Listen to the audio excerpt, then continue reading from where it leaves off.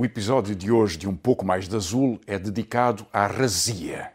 E então, o que é que fazem uma escritora e professora, um jornalista e um economista a propósito da razia?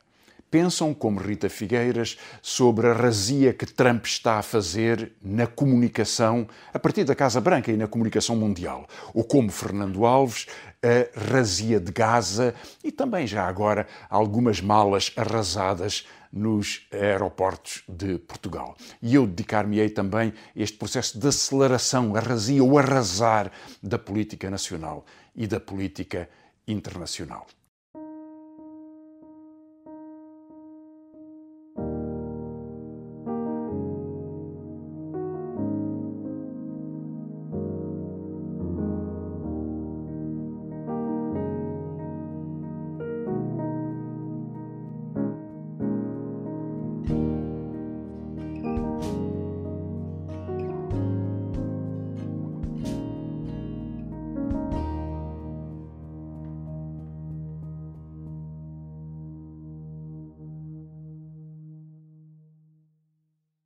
Se eu fizer uma razia com Z, vai tudo raso, com S. Nesse caso, por que é que não posso fazer uma razia com S? Os dicionários que consultei, o da Academia das Ciências de Lisboa, o Lelo Universal e o AICE da língua portuguesa, não prevêem o substantivo razia com S, nem o verbo razar com Z. Mas em março de 2016, respondendo a alguém razoavelmente perdido na razoeira, o Ciberdúvidas da língua portuguesa admitia que se grafasse com S a palavra homófona de razia, com Z, dada a sua relação com o verbo razar, que passa tangentes a tudo o que for preciso com S. Se falasse esta nossa língua medida a rasas, quero dizer, antigos alqueires, o que não seria extravagância desmesurada, sendo a palavra, afinal, tão nutriente como os cereais, o tonitruante Trump usaria comedidamente a palavra limpar, como se referisse a Gaza. Já bastam os cartazes em que o seu desventurado admirador ameaça limpar Portugal. Limpeza também é, com Z, se traduzirmos os pensamentos destas cabeças que, quando espremem as meninges, não deixam pedra sobre pedra. Trump fala de Gaza, da deportação de imigrantes, de uma grotesca fixação de género, como um gaseado. Não há Colômbia que não ajoelhe diante da sua chantagem. Cada frase sua é uma razoeira, um rolo compressor, como lhe chamou David Pontes no editorial do Público esta semana, cujo título faz um voo rasante ao que lá vem. Começou o reino da crueldade. Na boca do tirano que faz boquinhas, não há quem não seja posto mais raso do que a lama. Do império da lei e da justiça, faz ele tábua rasa. Cada mãozinha sua em gesto afetado no palco mediático é uma soma de polegares virados para baixo. As suas ameaças de continuadas incontinências são razias que fazem estremecer o chão das notícias. Gaza limpa de palestinianos é a sua suja maneira de, retirados para debaixo do tapete os destroços de intermináveis bombardeamentos, arrasar um belo lugar com vista para a praia. O paraíso, como descreve Trump, é a continuação do inferno por guia de marcha passada a mais de 1 milhão de palestinianos para o Egito e para a Jordânia. Os fazedores de títulos de jornal deveriam estabelecer novos critérios para a utilização do verbo arrasar. De tanto recorrerem à fórmula, seja para garantir que Teresa Guilherme arrasa um novo produto lançado por Cristina Ferreira, ao qual chama sprayzinho da treta, seja para sustentar que a FESAP arrasa Montenegro por este alvitrar que Costa Neves iria pagar para trabalhar, a opção pelo verbo é claramente desmesurada. O ladrão leva tudo raso, gritava há 100 anos o padre jesuíno no romance Andam faunos pelos bosques. Nos dias que correm, há outra capacidade de organizar razias. Num jornal de há poucos dias, é garantido em tituleira que Miguel Arruda, especialista em razia de bagagens alheias, arrasa a direção do Chega. Queriam ser eles a expulsar-me. Como me antecipei, estão doidos, garantiu o mágico dos tapetes voadores de aeroporto. Sem razoeira bastante para limpar Portugal, o cavalheiro foi limpando o que pôde. Limpemos na medida do possível as palavras que vão ganhando a sujidade do tempo. nem que tenhamos de convocar o limpa-palavras de Álvaro Magalhães. Como lembra o poema, quase todas as palavras precisam de ser limpas e acariciadas. A palavra céu, a palavra nuvem, a palavra mar. Algumas têm mesmo de ser lavadas. É preciso raspar-lhes a sujidade dos dias e do mau uso. Escolhemos razia, arrasar, rasante, como seja, porque talvez seja uma palavra que representa bem o sentido da aceleração do tempo que estamos a viver neste princípio do ano 2025. Já não é de agora, houve guerras, houve grandes elogios às virtudes guerreiras, houve tentativas de genocídio, a guerra de Gaza prolonga-se há 1 ano e meio, a guerra da Ucrânia prolonga-se há 3 anos. Portanto, estes conflitos aceleram o tempo, mas nunca como hoje houve, a partir da reeleição de Trump para o seu segundo mandato, uma configuração da razia como uma forma de política. Os especialistas militares chamavam a isto, na ocupação do Iraque há cerca de 20 anos atrás, a tática do choque e pavor. Choque e pavor. Razia, portanto, que agora se aplica não só ao terreno guerreiro, mas também a uma extensão sobre a forma de fazer política. A política esvazia-se com a tática de arrasar. E veja tantos exemplos disso. Trump a enunciar que Gaza pode ser um paraíso para residências ou para instalações hoteleiras, plantado à beira-mar do Mediterrâneo, desde que, evidentemente, a população seja expulsa, que seja arrasada naquele contexto. E quando olhamos para estas expressões, percebemos que não são só enunciados tremendistas. É qualquer coisa que pode mesmo passar pela cabeça daquelas pessoas. Certamente de uma parte da extrema-direita que está instalada no governo Netanyahu, se não do próprio Netanyahu, enfim, nada surpreenderia, e que agora é suportado pelo embaixador norte-americano em Tel Aviv e também, naturalmente, pelo governo e por Trump, ele próprio, que faz deste enunciado arrasar a sua expressão política para a Palestina. Poder-se-ia dizer o mesmo sobre Elon Musk acerca das eleições na Alemanha, arrasar a Europa e impor nos vários países centrais da Europa, se não mesmo um dia em todos eles, este ascenso de uma extrema-direita governante que já vai dando alguns sinais de sucesso em alguns países. A Itália foi o primeiro, a Polónia, a Hungria, enfim, a Áustria agora e outros seguirão. Portanto, razia.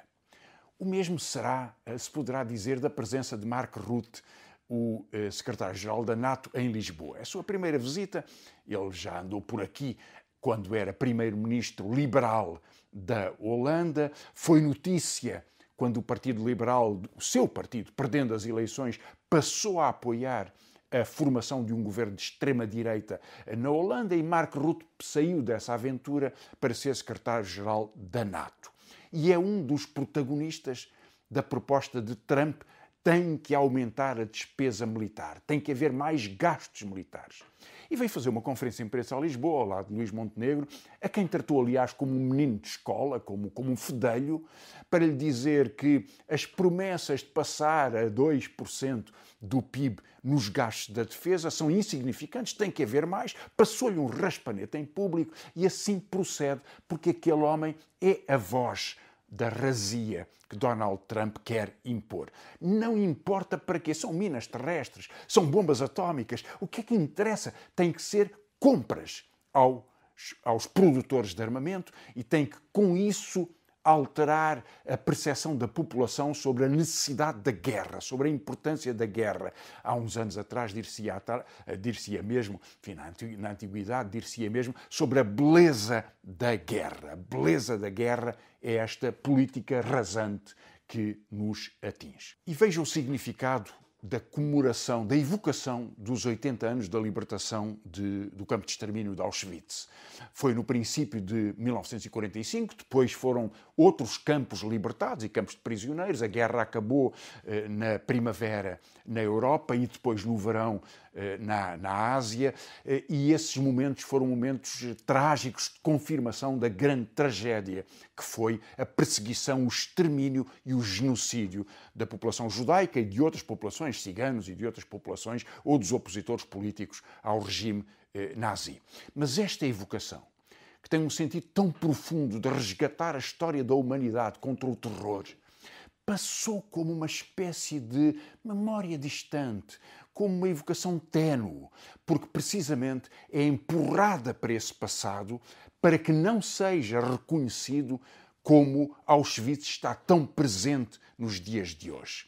Veja aquela multidão dos sobreviventes de Gaza que voltam às suas terras no norte do seu território, no norte de Gaza. E olhamos para a destruição total de todas as infraestruturas, das casas, sabemos dos hospitais, sabemos das escolas. Esta tragédia é o Auschwitz dos nossos dias e sobre ele, sobre o túmulo dessas futuras vítimas, dança Donald Trump e dançam Netanyahu. A distanciação total em relação ao passado, a desarticulação do sentido da presença desse passado trágico é necessário para estes operadores do extermínio para poderem apresentar o seu projeto destruidor como um futuro. Isto é, mais uma vez, arrasar. Agora, chamo-vos a atenção para que arrasar, esta precipitação e esta aceleração do arrasar, contamina toda a política mundial, contamina as formas de comunicação. Tudo tem que ser efêmero, tudo tem que ser dramático, tudo tem que ser imediato, tudo tem que ser mortífero. Não pode haver sobreviventes na forma de organizar a política que a trumpização do mundo vem impulsionando. E por isso choque e pavor. Por isso se concentra em tão pouco tempo, em 3 semanas, 2 semanas, na verdade, depois da tomada de posse, se concentra toda a operação de justificação e de demonstração. Trump tem que demonstrar, tem que entusiasmar, tem que mobilizar, tem que desviar a atenção, tem que concentrar o pavor das pessoas na sua obediência cega a esta nova ordem.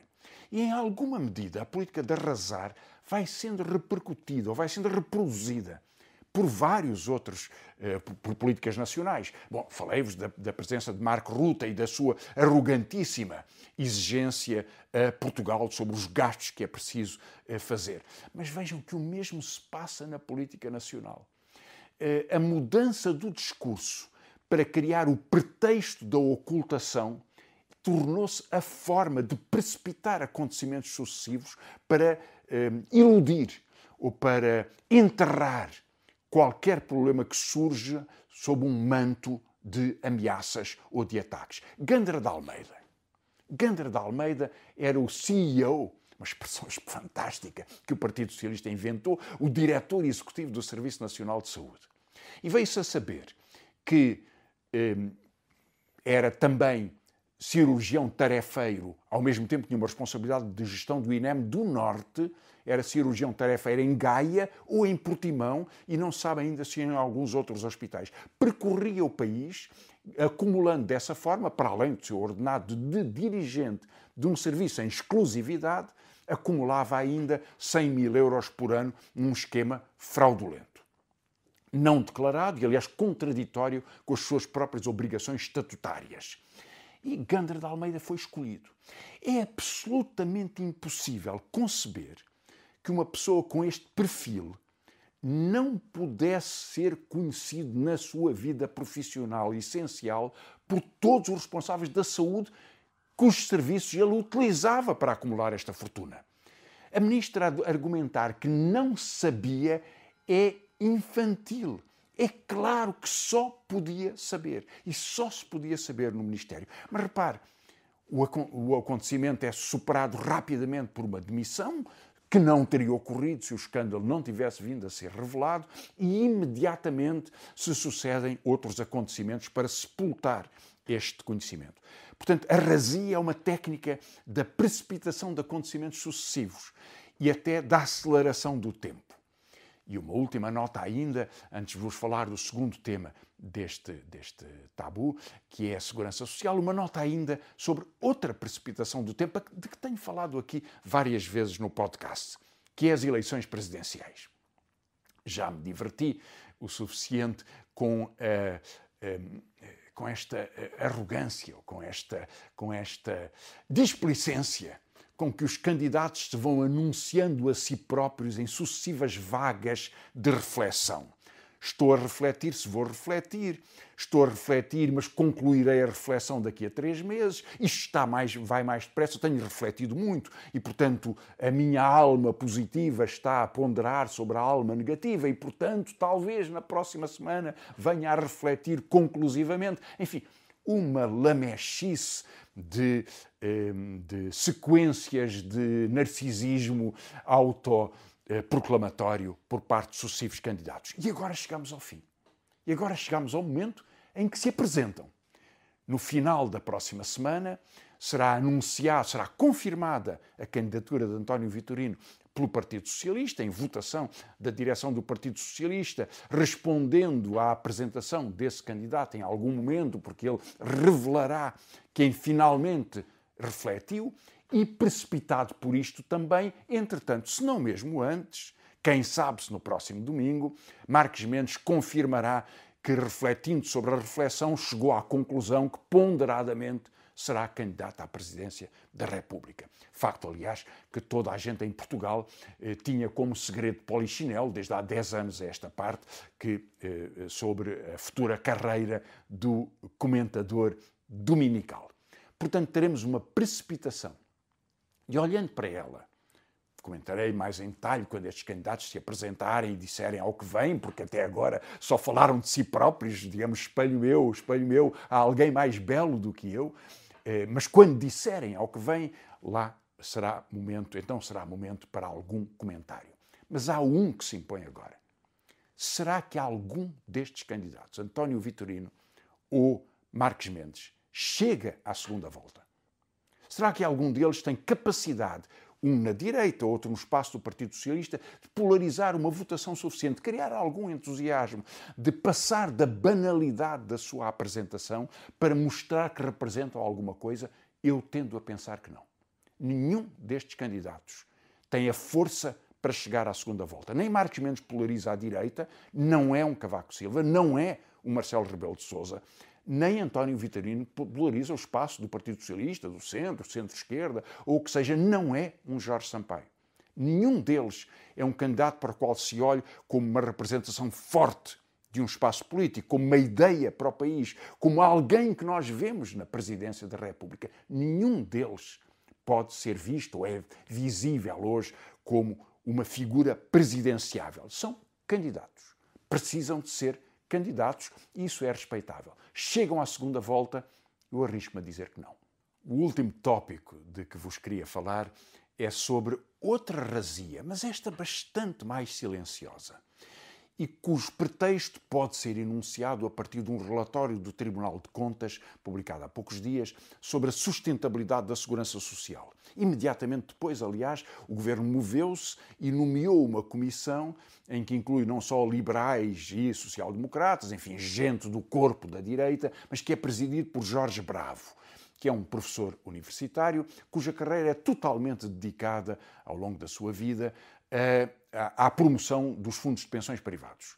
Como consultor, como protagonista de conferências, de escritos, de intervenção, como entrevistado sucessivo, Jorge Bravo dedicou a sua missão a criar uma segurança social privada e, portanto, a deslocar os descontos de quem trabalha para o setor financeiro privado e para fazer disso uma grande operação. Está dado um passo nesse sentido. Isso é uma forma de arrasar a tradição da procura de instrumentos de coerência social que o sistema de pensões garante em Portugal. igualdade de direitos e deveres, responsabilidade, transparência de contas, compromisso com o futuro. Isso é a essência do sistema da segurança social pública. A segurança social privada é outra coisa. É descontar dinheiro para fundos que aplicam em operações financeiras várias e que disso podem obter algum resultado. Noutros casos, não havendo regulação suficiente ou havendo aventura financeira, conduziu à falência de fundos, arrastando os seus contribuintes também para a miséria. Foi o que aconteceu no Chile, que foi o país que mais longe levou esta privatização da segurança social, mas aconteceu também noutros países. Pois este processo vai dando passos até há muitos anos, esta parte, na verdade. Mesmo António Costa nomeou uma comissão para a sustentabilidade da segurança social, cujo relatório, entre outras coisas, sugere que nas empresas os descontos sejam feitos para fundos de pensões profissionais da empresa. E, portanto, esta repartição do sistema de segurança social em múltiplas fontes é uma das formas de fazer pequenas ou grandes transferências para os fundos privados e, a partir daí, ir desarticulando a coerência de um sistema que responde de todos e por todas as pessoas na segurança social. Agora, o relatório do Tribunal de Contas tem alguns detalhes que merecem alguma análise, sobretudo porque a sua conclusão é falsa. A conclusão que serve este projeto de privatização de uma parte, enfim, o que seja, dos descontos para a segurança social, portanto, de alimentar o setor privado, essa conclusão é que o sistema da segurança social está a entrar em déficit. Esta conclusão é mentira. É mentira. Há dois grandes pilares na estrutura pública das pensões. A segurança social, para todos os trabalhadores, e, durante muito tempo, de 1929 até, com regras iguais, de 1929 até 2005, a Caixa Geral de Aposentações. A Caixa Geral de Aposentações era exclusivamente constituída pelas contribuições dos trabalhadores do Estado, que lhes pagava também, e durante todos estes 75 anos, ela manteve grandes excedentes. Só que esses excedentes não foram acumulados na própria Caixa para garantir o seu futuro.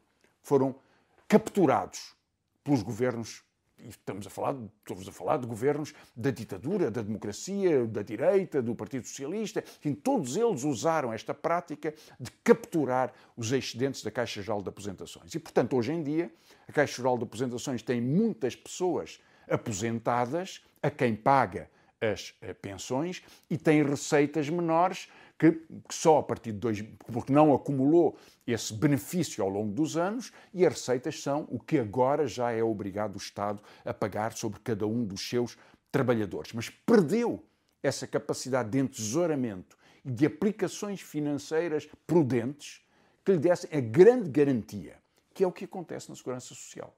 A Segurança Social tem muito mais pessoas reformadas, porque a esperança média de vida aumentou, mas são menos de 2 milhões. E há mais de 5 milhões de pessoas a trabalhar. Portanto, haverá cada vez mais pessoas que vivem mais anos a receber pensões porque vivem mais tempo. Excelente notícia. E, portanto, a sua proporção em relação aos que trabalham e descontam vai sendo alterada. Para resolver esse problema, a Segurança Social foi acumulando os seus excedentes. Ela tem grandes excedentes. E, neste momento, o Fundo da Segurança Social com esses excedentes são, em 2024, são 36 mil milhões de euros. O que garante 22 meses de pagamento integral de todo o sistema de pensões, se não houvesse descontos, mas há descontos, e, portanto, garante por muitos anos essa proteção. Garantiria mais se tivessem sido cobradas todas as dívidas à Segurança Social. Por exemplo, as empresas devem 5 mil milhões. O universo das empresas, umas sim, outras não, claro, devem 5 mil milhões à Segurança Social. Porquê? Porque os trabalhadores descontaram e essas empresas não pagaram. E, portanto, não cobrando as dívidas, mesmo não cobrando as dívidas, há uma grande folga na Segurança Social. Porque todos os seus excedentes foram aplicados em aplicações financeiras para garantir esse futuro. Isso não aconteceu na Caixa Geral de Aposentações. E, portanto, somando esta prática prudente com a forma imprudente como foi gerida a Caixa Geral de Aposentações por vários governos, o Tribunal de Contas conclui que então há um risco para o futuro. É claro que não haveria risco nenhum se a Caixa Geral de Aposentações se comportasse como a Segurança Social. A Segurança Social está garantida por muitos anos, e a Caixa Geral de Aposentações é obrigada, ou os governos são obrigados, a compensá-la por aquilo que retiraram. E, portanto, não há déficit. O déficit é uma mentira política para tentar pressionar a opinião pública e, em particular, os trabalhadores atuais que daqui a algum tempo estarão na aposentação, a aceitarem regras novas que não foram as garantidas para os seus pais ou para os seus avós e que reduzem a garantia que têm para o resto da sua vida. E, portanto, a Segurança Social, esta razia nas opiniões, esta forma de arrasar as tradições, as obrigações do Estado perante todas as pessoas que se reformam, no setor privado ou no setor público, porque são a Segurança Social e a Caixa Geral de Aposentações, é uma das táticas de razia que vai sendo aplicada. É, portanto, um bom momento para olhar para os números, para denunciar a mentira, para proteger as pessoas que estão reformadas agora ou as que vão se reformar nos próximos anos ou nas próximas décadas, para saber que a coerência do país depende de uma garantia que é pública e, portanto, que é democrática, porque tem que abranger toda a gente.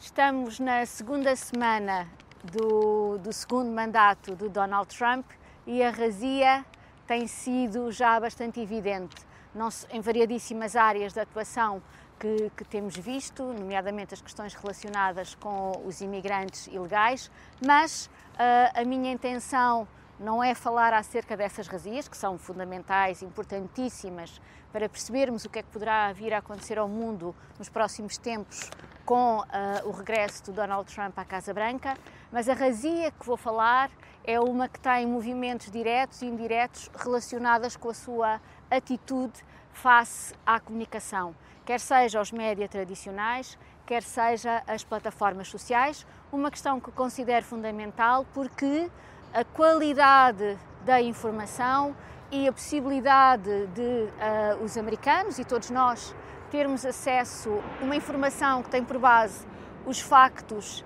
a verificação e uma atitude de equidistante face ao tratamento dos temas, que me parece fundamental para a qualidade de qualquer democracia, está cada vez mais comprometido no contexto norte-americano e vou falar acerca de algumas questões que me parecem fundamentais nesta razia aparentemente um pouco mais invisível, que se esconde atrás muitas vezes do que se fala acerca dos grandes bilionários da área da Big Tech, que estão muito próximos agora de Donald Trump, mas perceber como isto está, digamos, a enquadrar, a dar uma moldura de enquadramento ao debate público, à possibilidade de ter confiança aonde se pode informar acerca do que está a acontecer no país.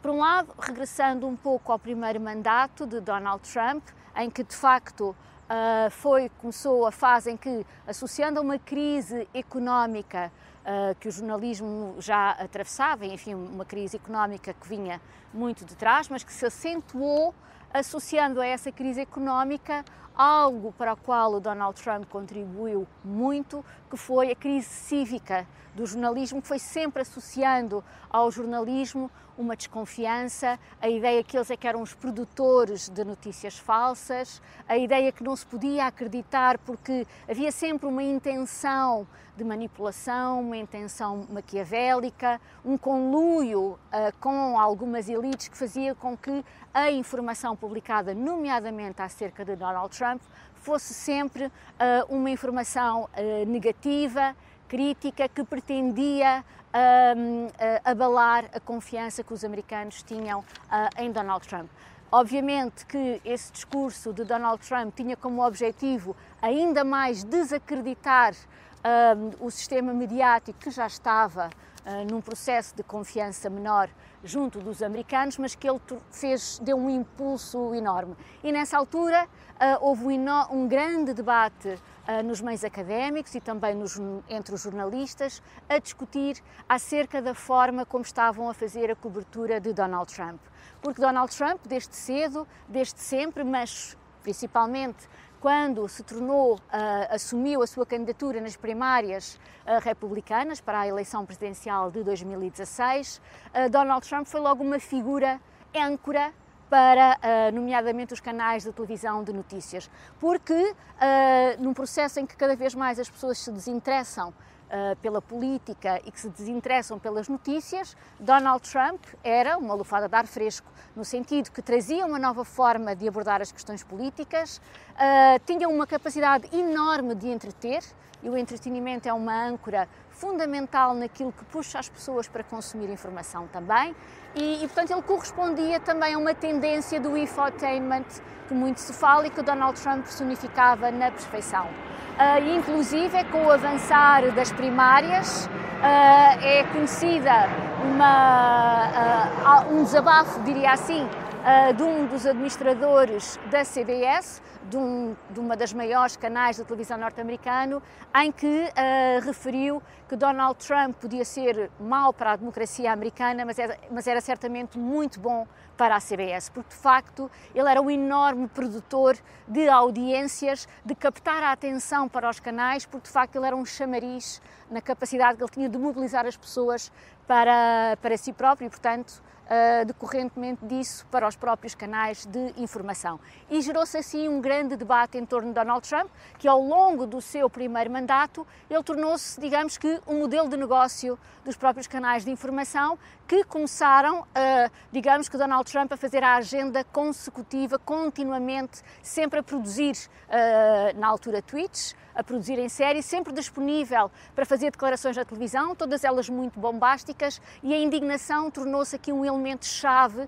na sua capacidade de mobilizar a atenção jornalística e a atenção também das audiências. E aos poucos ele contribuiu para um processo que também já estava em curso nos média norte-americanos, que foi a sua polarização. A polarização mediática, obviamente, não dissociada da polarização política e da polarização social, já também evidente na sociedade norte-americana. Mas ajudou a organizar em dois grandes polos, digamos assim, o sistema mediático norte-americano. De um lado, a Fox News, a liderar todo um conjunto de meios, televisão, mas também rádio, sites, na altura desse primeiro mandato, portanto, muito próximos de Donald Trump, com a sua agenda primeiro associada ao que na altura se designava, antes de 2016, o Tea Party, e que depois foi ganhando esta nova roupagem de uma tendência maga dentro do próprio Partido Republicano,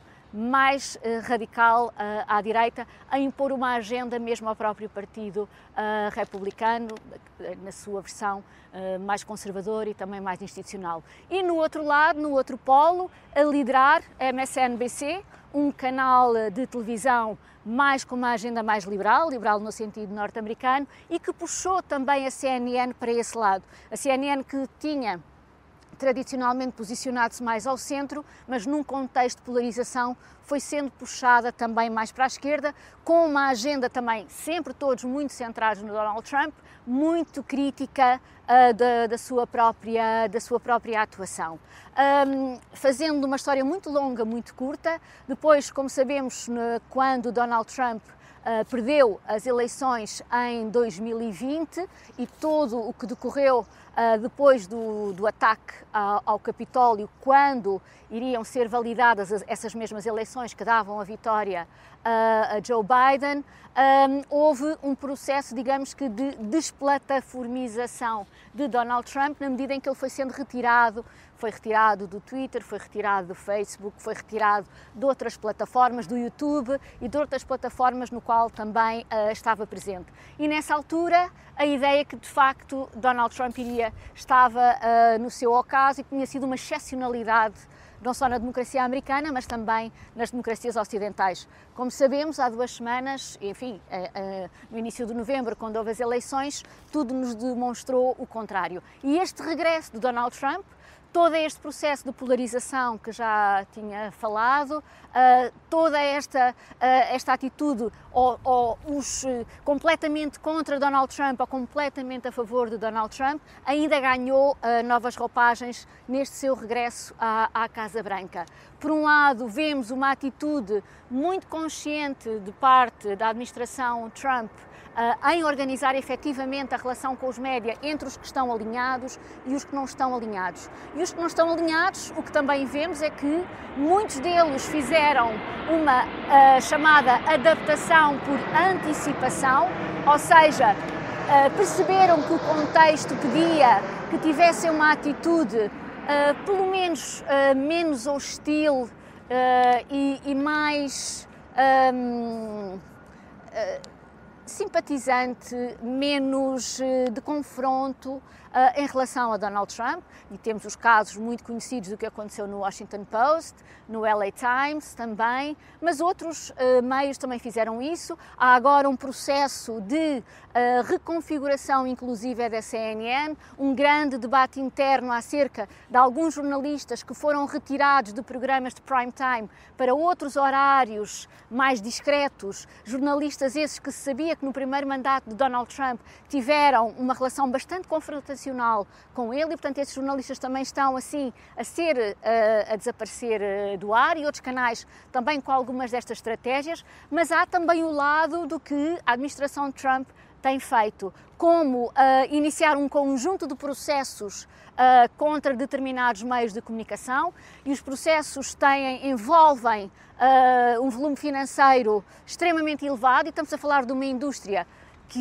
cuja crise económica ela é grande, e portanto qualquer litigioso é extremamente difícil de comportar para essas mesmas empresas, e portanto há vários processos a decorrer avançados pela equipa de Donald Trump contra vários meios de comunicação social, e portanto isso é extremamente difícil de lidar.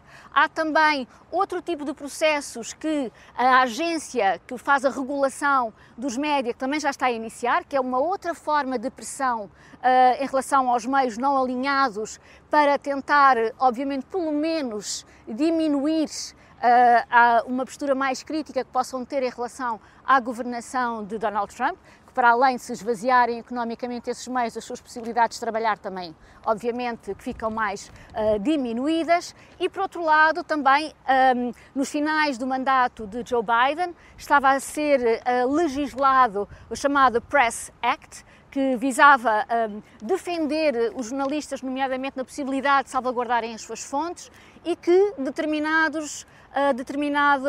investigação que os jornalistas pudessem desenvolver não pudessem ser depois, digamos que, serem ativados processos judiciais contra eles sob a alçada da regulação para a espionagem, digamos assim. Portanto, um conjunto de regulação, várias leis que ajudavam a proteger o trabalho jornalístico e que, entretanto, já não vai avançar a esse processo, o que também, digamos que em termos de contexto da atuação do trabalho jornalístico, compromete as suas possibilidades de sentirem um certo conforto no exercício do seu trabalho. Portanto, digamos que do ponto de vista dos média tradicionais, entre aqueles que se foram adaptando, adequando ao contexto atual, e outros que estão a sentir a pressão em cima do ponto de vista dos processos judiciais, para além de todo aquilo que discursivamente Donald Trump e outros se associados dizem dos média tradicionais, vai, digamos que, exercendo um efeito de erosão de confiança, de conforto também nos próprios profissionais no exercício da sua profissão. E temos agora este lado mais recente em relação às plataformas sociais. Como sabemos, houve uma aproximação muito evidente e já muito falada do X, de Elon Musk, também de Zuckerberg, quando comunicou que a Meta iria deixar de ter as políticas relacionadas com o fact-checking.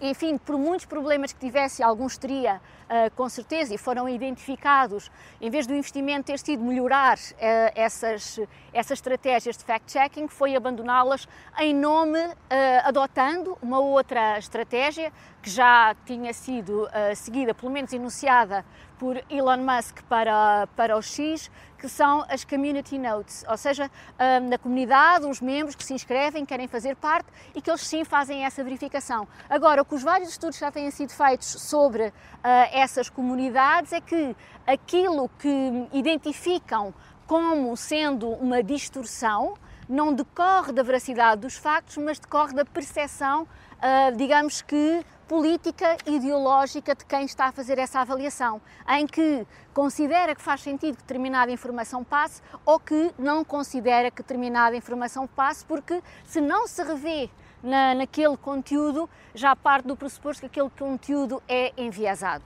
Portanto, são outro tipo de critérios que estão aqui também do ponto de vista cultural a validar aquilo que deve ou não entrar no fluxo de comunicação que circula no espaço digital. Portanto, aqui também mais digamos que o incentivo a que a desinformação possa ainda circular de forma mais livre, e a circulação ela é mais apelativa, a desinformação ela é mais apelativa porque ela é construída de molde a corresponder na perfeição àquilo que os algoritmos também valorizam.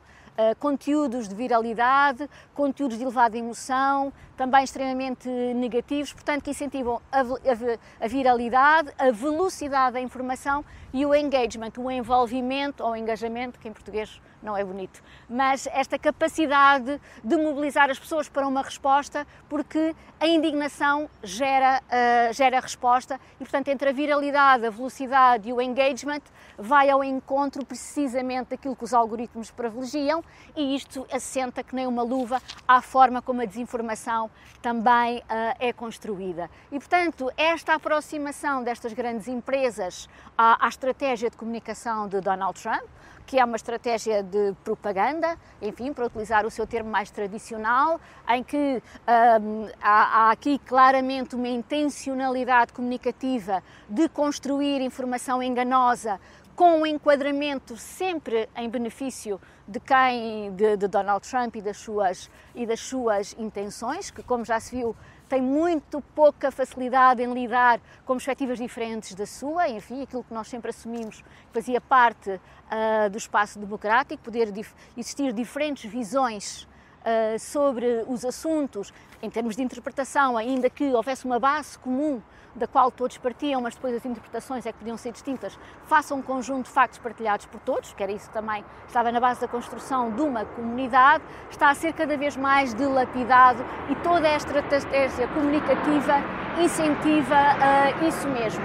Outra questão que me parece também relevante aqui falar, acerca desta aproximação das plataformas sociais à estratégia de Donald Trump, é porque, de facto, para além dos outros todos os negócios que estas empresas têm, também havia, da parte da administração anterior, da administração Biden, uma estratégia de avançar com um conjunto de processos contra a concentração da propriedade, portanto ao abrigo de um conjunto de leis antitrust, que era não só no caso da Meta e no caso da Google, o facto de haver um duopólio em termos da publicidade no espaço digital, e já estavam muito avançados esses processos que iriam eventualmente terminar no tribunal, e também as outras empresas, como a Amazon, também tinham um conjunto de processos relacionados com questões de concentração